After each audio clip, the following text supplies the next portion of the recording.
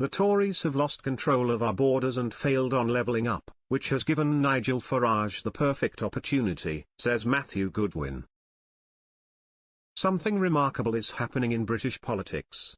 According to one bombshell poll this week, Nigel Farage and his Reform Party are now only 2 points behind Rishi Sunak and the Tories.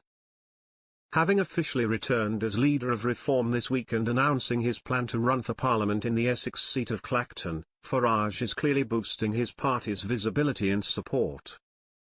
In fact, across all polls this week his party has averaged close to 16%, compared to only 11% when Rishi Sunak called the election. Support for the Conservatives, meanwhile, is down 2 points to just 21%.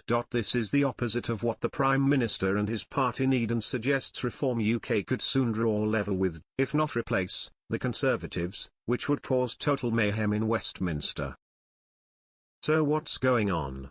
The answer is that Nigel Farage and Reform UK are quickly becoming the main inheritors of the post-Brexit realignment which propelled Boris Johnson into power in 2019, but which the Tories then completely squandered. How did they lose this unique opportunity?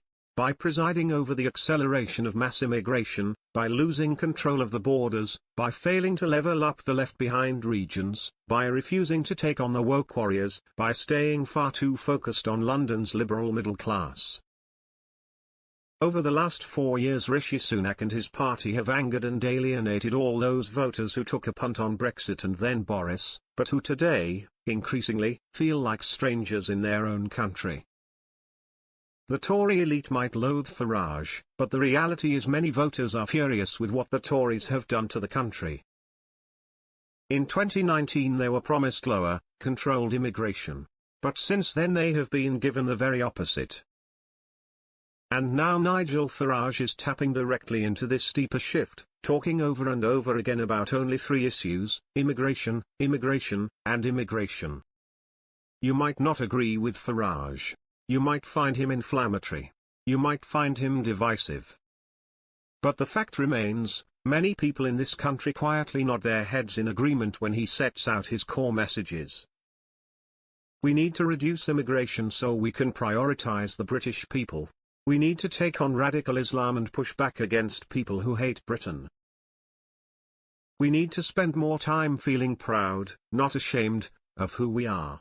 This is especially true for all those 2019 Conservative voters, who are now Farage's main source of support. About 1 in 3 who voted for Boris 4 years ago have now jumped ship to Farage, no doubt hoping that unlike Johnson he will actually do what he says. Tory elites should not underestimate the scale of this support.